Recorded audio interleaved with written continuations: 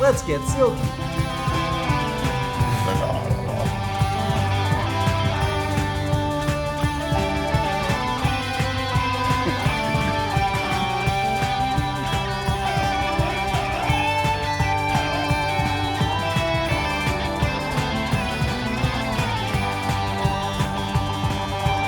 Welcome to Whiskey Christmas, because when you bring home a new bottle of whiskey, it's like Christmas. Mm-hmm. Non-denominationally, of course.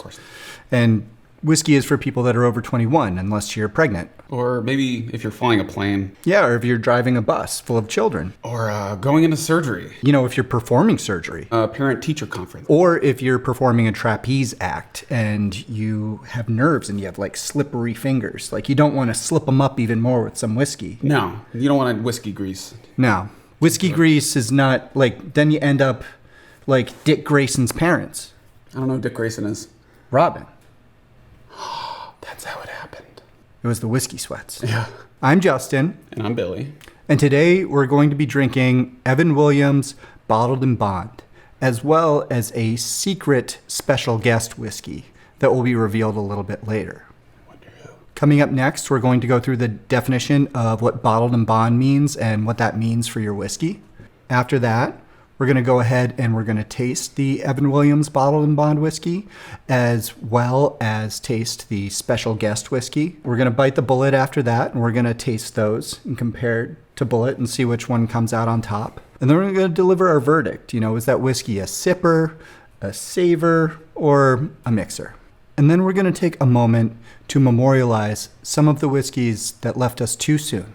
After that, we're going to review some viewer mail and comments that we've received since our last episode, as well as see if Lynda likes this whiskey. Yep, I was trying out Lynda. Wait, who is this week's Lynda? I think we're going to ask Dawn Sloan to do it, a film buddy. Oh. Mm-hmm. So this week's Lynda is going to be Dawn Sloan. Thanks, Dawn. Thanks, Dawn. Does she know that she's this week's Lynda yet? No. Okay. Let's hope she says yes. And now for a word from our sponsor.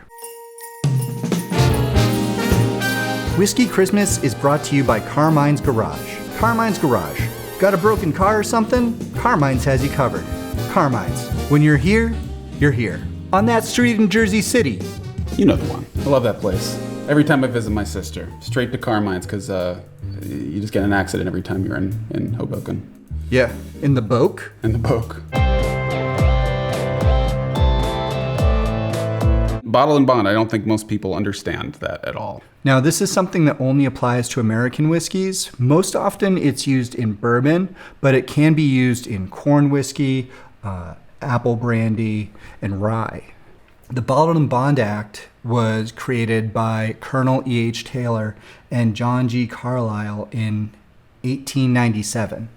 I found this description of what bottled and bond means by Zach Johnson at Uprocks. The way that he says it is the juice in bottled and bond bourbon need come from one distiller during one distilling season after at least 4 years of aging. Those barrels are then blended and proofed down to 100 proof every time. The idea is that since the barrels have come from the same season, they're generally the same age and have the same depth. There's no hiding or fixing flavor notes with older or younger barrels. Here's the thing. Any barrel can be bottled and bond. Distilling is a big business, and all warehouses are federally bonded, which is another rule of bonded whiskey. So if a barrel doesn't match that flavor profile, it isn't thrown out, it's just blended into another expression. If it fits, it stays a bonded whiskey.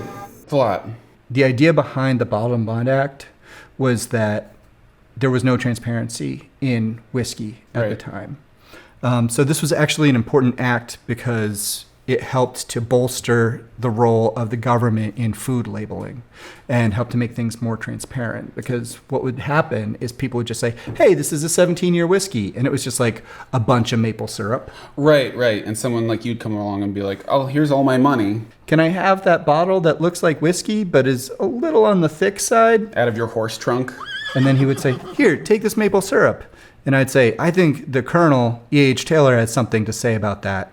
It's funny that this started good like food labeling, because I feel like liquor no longer, it's like the wild west of food labeling. Like I guess they figured it out in 1800s and just didn't revisit that issue. Yeah, if it ain't broke, don't fix it. With liquor, it's like, yeah, maybe we'll tell you what's in here. Yeah, but meanwhile, while you're figuring out, just put it in you. Yeah, just try it. You might like it. At the end of the day, it's really all about that juice. I really don't like that term. The Whiskey Christmas featured whiskey is brought to you by Carmine's. Carmine's. Do you remember being a kid and experiencing the delightful aroma of gasoline? At Carmine's Garage in Exotic Cuisine, you can relive that moment every time you eat. Need a tune-up and a 4-pound calzone? Carmine's has you covered. Carmine's. When you're here, you're not over there anymore. On that street in Jersey City. You know the one. This episode's whiskey is Evan Williams Bottled in Bond. It says a proof of 100 and age not... What's NAS? No age statement. This whiskey does not have an 8, and you do it. Its age statement is not stated, but you know that it's at least 4 years old because of the Bottled in Bond designation. Its origin is Bardstown, Kentucky, at the Heaven Hill Distillery. With a mash bill of 78% corn, 12% malted barley, and 10% rye, this whiskey is available with an MSRP of around $20. The Evan Williams website says, it has all the kick you'd expect, but still goes down smooth. A nose of caramel with hints of vanilla, oak, and barley. The taste is citrus on top of vanilla and black pepper. The finish is warm, long, and dry. Let's get to that dry finish. Ooh, I like it dry. All right, so let's crack this open. Get cracking. I'm actually really excited about this one because of the price. I've been drinking Jim Beam most of my life, to the point where I've been nicknamed Whiskey Spit on occasion. But I've always appreciated it. Like, you can get a decent drink for a decent price in this world. Something I'm stoked about. Yeah, I think a lot of whiskey used to be very reasonably priced, but in the past couple of years, especially whiskeys like Weller that used to be $20 or $17, now are just exploding in the secondary market and even a lot of independent liquor stores. Not this one, though.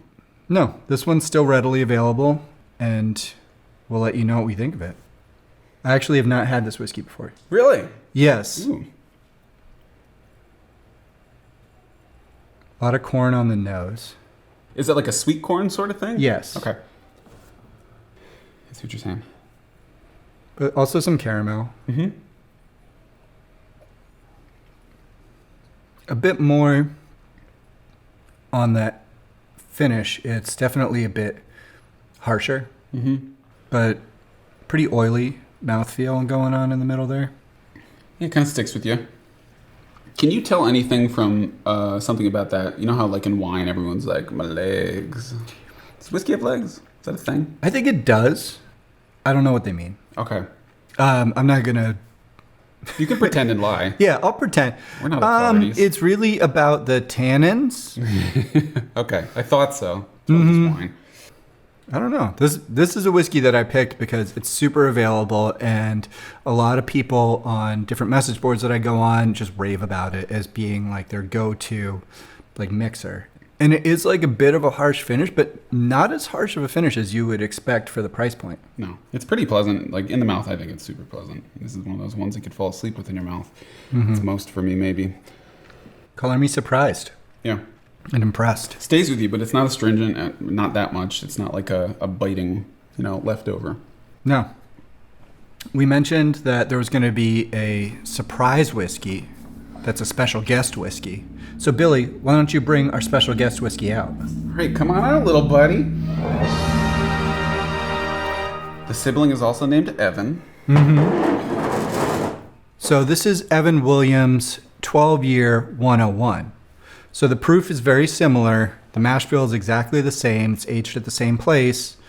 But this one's 3 times as old. Currently, you can only get it in Louisville at the Evan Williams Bourbon Experience. And you're supposed to go on the tour in order to get it. And the roller coaster. You have to go on the roller coaster. Sorry. If you can make it through the roller coaster without throwing up, you get a shot of it for free. If you throw up, you get a different Yeah, if you throw up, you get 2 shots for free. Yeah. But that's only if you go on the roller coaster. And the roller coaster is secret. It's on the roof. I got this at that experience. and as did my brother, and I am very excited to taste it alongside this. Let's give this a go. I'm interested to see how these stack up. I really don't know why it's not bottled and bond.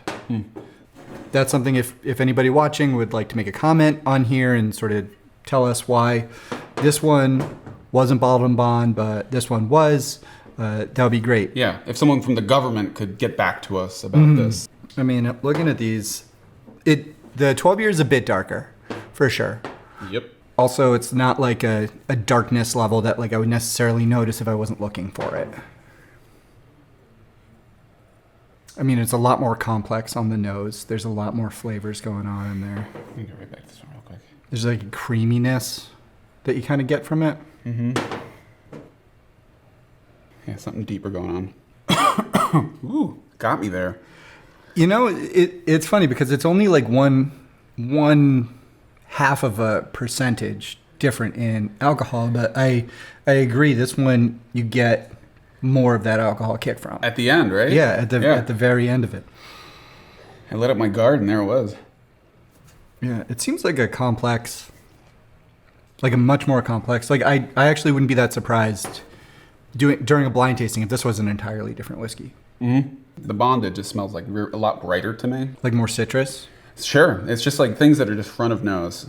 So this is like the sense of like a younger whiskey. This is what it's going to smell like versus an older whiskey. A lot of the time you can't track down like a 12-year and like a 4-year of the same whiskey. We're very lucky that we sort of have this opportunity and we're trying to share our knowledge with you. But it's, you know, really an interesting experience to sort of understand what those things mean on your palate. Yeah, totally.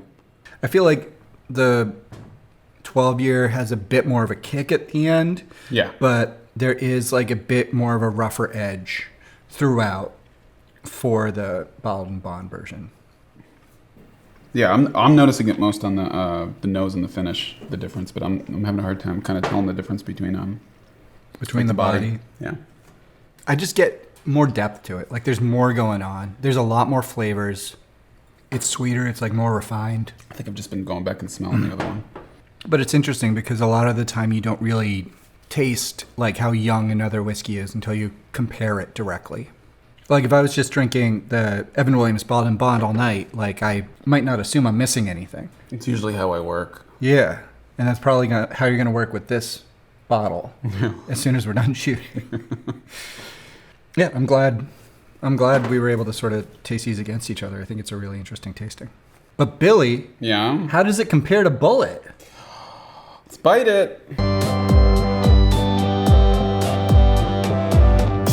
Now's when we're going to go over biting the Bulleit, because Bulleit is generally available and it's a pretty good benchmark for what a good whiskey should be.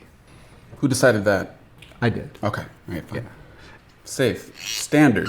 Available. Bulleit. I like that Justin serves me on all these. It's good. With Bulleit, one of the things we're going to notice is that it's a lighter proof because it's 45% alcohol versus 100 or 101. I think the Bulleit mash bill is a higher rye mash bill, but it's a blend of like a lot of different whiskeys, whereas I'm pretty sure the Evan Williams is just like one mash bill, even though it's a blend of like vats of hundreds of barrels Right. or whatnot. But that's still another good reason this is kind of a standard. It's always going to be the same. Yeah, they're with a whiskey like Bulleit, they're striving for consistency. Right. Not an unpleasant finish. No. I would actually say it's much easier, cleaner on the finish than the 12-year. That's a little bit of fire there. The finish is cleaner. It's sort of like a cleaner whiskey throughout, but you lose some of the character that you get from the 12-year. Yeah, totally. It feels like it's just like a washed, clean bourbon to some degree. Just right away, the smell on the 12-year. It's a deep sweetness. Mm-hmm. The Bottled and Bond does taste a lot thinner. You know, there's a big difference in price between these two whiskeys, with the Bulleit coming in closer to $30 versus $20 or $17. This was kind of refreshing to me. I kind of like the bonded. It's just like a hotter version of this to some degree with some extra notes. Mm-hmm. I'm sure it's not worth the money. Sorry. I would say that it is probably not worth the money that I paid for it. He thought he was getting 2 bottles, but the other ticket was for the roller coaster. Yeah, and it just turned out that I, threw up 3 times on the roller coaster, which means that you get charged 3 times as much for the whiskey. Ugh. Your brother threw up 4, so. Yeah, so he got his for free. The verdict is brought to you by Carmine's. Can your car stereo mine crypto? Only one way to find out.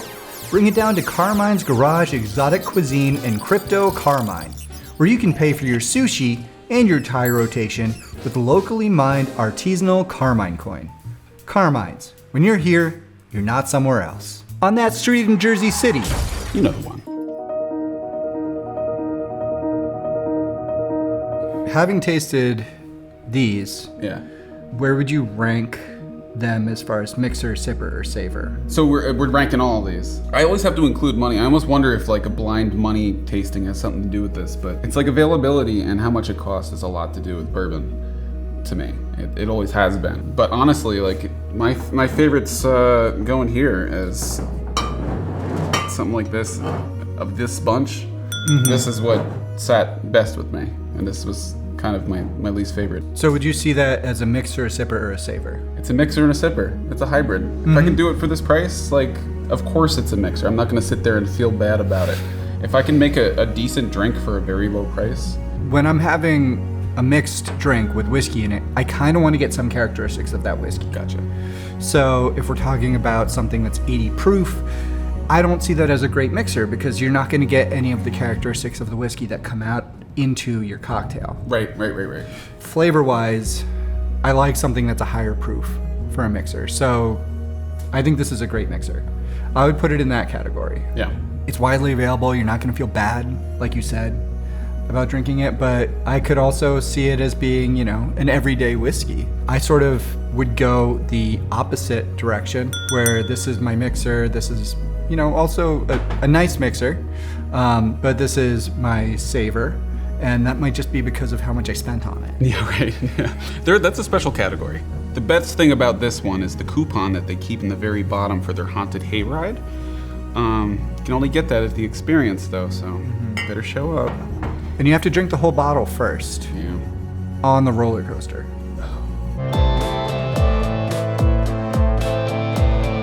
So now you know how we feel about it, but what does Lynda think about this whiskey? Billy, who is this week's Lynda? This week it will be Dawn. Dawn is a Boston area makeup artist and also a Lynda. Wonderful. I can't wait to see what she thinks. Hi, I'm Dawn, and I am this episode's Lynda. Today I'm going to try Evan Williams Bottled and Bond.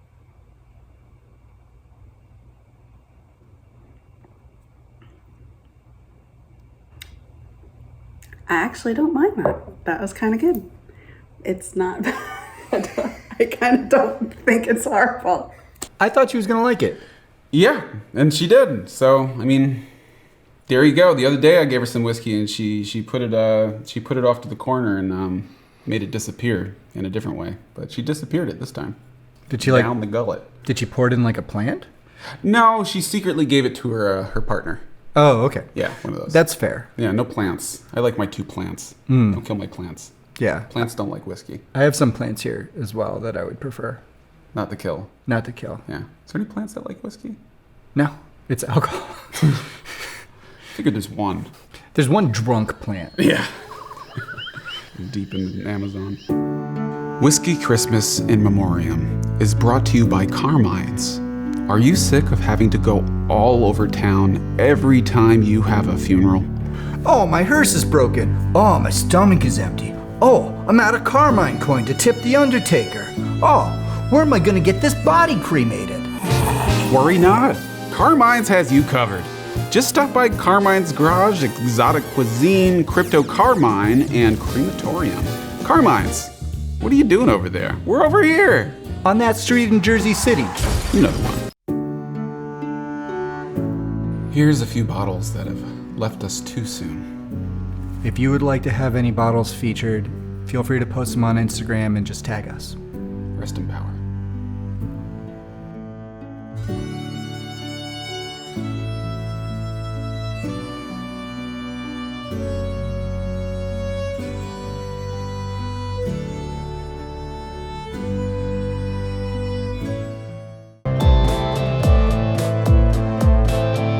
So now we're moving on to our viewer mail section because we've actually got a lot of feedback since our last episode. Surprisingly. Clem says, your tasting notes are garbage. More dogs, please. Ooh, said my mom. Father McGuire says, still not enough Christmas. Nothing will make him happy. There's some real information in there, but also normal jokes. And then there's just some really weird jokes, which I guess makes sense because that's just kind of who Justin is. Yeah, this whole show kind of makes sense because of you. And that was Evan that said that.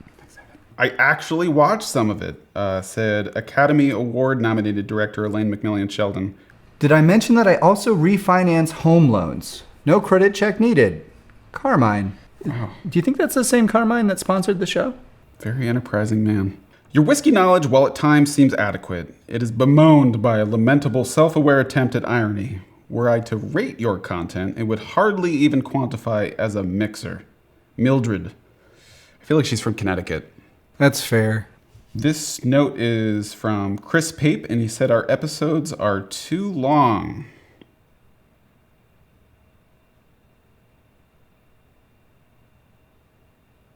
Well, that's our show. Until next time, wishing you a merry non-denominational whiskey Christmas. And a sensual Scotch solstice. Like and subscribe, and you can follow us on Instagram at WhiskeyXmas. Or don't. Yeah, we're not your boss. Is? I'm not your boss. Yeah. I did not think she was going to like it that much. Yeah, shocking. How explosively, Sorry, my ceiling just dripped. Oh, no. That thing drips sometimes.